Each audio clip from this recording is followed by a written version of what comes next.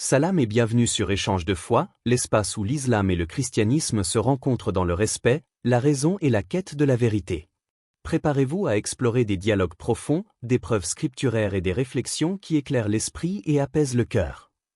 Au cœur du désert de Médine, dans les premiers jours de la communauté musulmane, une scène se grava dans la mémoire du temps.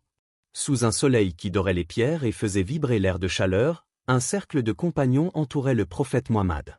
On écoutait, on apprenait, on transmettait la lumière du Coran. Soudain, une femme s'avança. C'était l'une de ces croyantes dont la foi dépassait la peur, dont la sincérité portait la force de 1000 hommes. Elle leva la voix avec respect, mais sans trembler. Ô messager d'Allah, pourquoi le Coran s'adresse-t-il souvent aux hommes? N'avons-nous pas notre part dans la foi, dans la récompense, dans la dignité? Dans ce simple questionnement résonnait le cri universel de la justice, celui de l'âme qui ne veut pas être oubliée. Les compagnons se turent. Le prophète la regarda avec douceur, et le silence devint prière.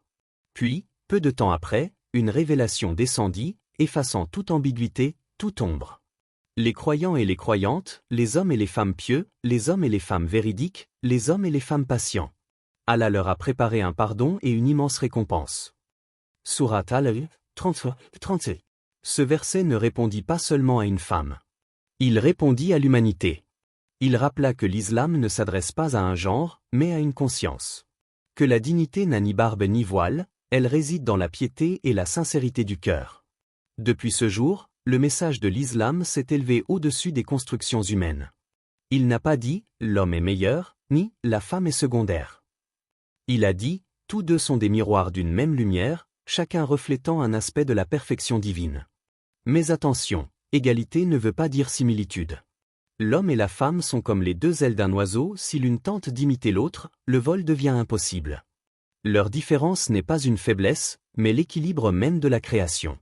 Ainsi, ce jour à Médine fut plus qu'un dialogue, c'était la naissance d'un principe éternel. L'islam ne parle pas au masculin. Il parle à l'humain, à l'âme et à la justice. Dr Zakir Naik le répète souvent. Égalité ne signifie pas similitude. L'islam parle d'équité, pas de duplication. C'est là une distinction essentielle, que beaucoup de sociétés modernes ont oubliée. L'islam ne mesure pas la valeur d'un être humain à la force de ses muscles ou à sa place dans la hiérarchie sociale, mais à la conscience qu'il a de Dieu Taqwa. Le Coran affirme. Le plus noble d'entre vous auprès d'Allah est le plus pieux. Surat Al-Hujur, 49, 13. Pourtant, cette égalité spirituelle ne signifie pas uniformité des fonctions. Le Coran nous enseigne. Les hommes sont les protecteurs et les soutiens des femmes, parce qu'Allah a donné à certains plus de moyens qu'à d'autres et parce qu'ils dépensent de leurs biens. Surat An-Ni, 4h31. Regardez la subtilité du verset, il ne dit pas que l'homme vaut davantage, mais qu'il porte un devoir. Être côme, protecteur, soutien n'est pas un privilège, c'est une charge morale et matérielle. L'homme doit subvenir, protéger, servir, il n'est pas un supérieur, mais un responsable devant Dieu. La femme, elle, a reçu une autre noblesse, celle de façonner les âmes, d'être source de tendresse, d'éducation et de stabilité. Le prophète a dit « Le paradis se trouve sous les pieds des mères ». Ce hadith n'est pas une poésie. Il est une reconnaissance de la puissance silencieuse de la maternité, du rôle spirituel et social de la femme dans la construction de la foi. Dans la création, cette complémentarité est une loi universelle. Le soleil et la lune partagent la même mission. Éclairer le monde, mais chacun selon sa lumière.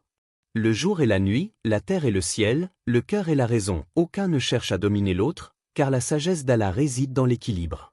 Ainsi, quand le Coran parle de rôles distincts, il ne prêche pas la hiérarchie, mais l'harmonie. La justice divine ne veut pas que tout le monde fasse la même chose, mais que chacun remplisse ce qu'il a été créé pour faire, avec excellence. L'homme et la femme sont deux gardiens d'une même vérité. Leur dignité ne se mesure pas à leur ressemblance, mais à leur fidélité au rôle que Dieu leur a confié. Regarde-toi un instant, frère, sœur. Ferme les yeux et écoute cette voix qui ne vient pas du dehors, mais de l'intérieur. Combien de fois avons-nous cru que la justice consistait à être semblable? Combien de fois avons-nous confondu égalité avec uniformité, oubliant que même les doigts d'une main n'ont pas la même taille, et pourtant, sans chacun d'eux, la main serait incomplète. Nous vivons dans une époque où tout pousse à la comparaison. L'homme regarde la femme et veut comprendre sa douceur, la femme regarde l'homme et veut éprouver sa force. Mais dans cette quête, nous oublions que la grandeur ne vient pas d'imiter l'autre, elle vient de reconnaître le sens de sa propre nature. Dans le silence du cœur, la foi murmure. Tu n'as pas besoin d'imiter pour être égal. Tu n'as qu'à être sincère pour être grand. Le vrai combat n'a jamais été entre l'homme et la femme. Le vrai combat est intérieur. C'est celui de l'orgueil contre la gratitude, du pouvoir contre la sagesse, du désir de domination contre le désir de compréhension. Chaque fois que l'homme cherche à prouver qu'il est supérieur, il s'éloigne de la noblesse que Dieu lui a donnée. Chaque fois que la femme cherche à effacer sa nature pour ressembler à l'homme, elle s'éloigne de la lumière qu'Allah a placée en elle. Le Coran ne demande pas la rivalité, mais l'équilibre. Il ne dit pas « soyez identiques », mais « soyez justes ». Car la justice de Dieu n'est pas une balance horizontale entre les genres, mais une balance verticale entre les cœurs. Quand l'homme reconnaît la lumière dans le regard de la femme, il apprend la miséricorde. Et quand la femme voit en l'homme un porteur de responsabilité, elle découvre la force dans la bienveillance. Alors, la tension s'efface, la comparaison s'éteint, et il ne reste qu'une vérité simple, l'homme et la femme ne s'opposent pas, ils se complètent, comme les deux battements d'un même cœur. Dans ce dialogue intérieur, chacun trouve sa place devant Dieu, non pas en haut, non pas en bas, mais côte à côte, sous la lumière d'une même foi. Ils furent créés d'une même essence, Naksin Wida, une seule âme. De cette âme, Allah fit naître deux souffles, l'un fort comme la montagne, l'autre doux comme la brise. Quand ils s'opposent, le monde se déchire. Quand ils s'unissent, le monde se répare. Le soleil et la lune ne se disputent pas le ciel. Ils se succèdent, chacun selon sa lumière. Ainsi l'homme et la femme, deux miroirs différents, mais un seul visage reflété, celui de l'unicité du Créateur. L'islam n'a pas fait de l'homme un roi, ni de la femme une servante. Il a fait de chacun un gardien de l'autre. Et si le monde moderne crie à l'égalité sans comprendre la sagesse, le Coran, lui, répond calmement. Et ne convoitez pas ce par quoi Allah a favorisé les uns par rapport aux autres.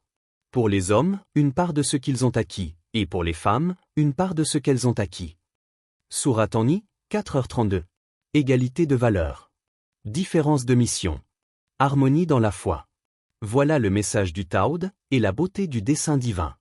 Merci d'avoir regardé cette vidéo sur Échange de foi. Si vous avez aimé, n'oubliez pas de vous abonner, liker et partager pour continuer à explorer la vérité avec nous. Que la paix et la lumière vous accompagnent jusqu'à notre prochaine rencontre.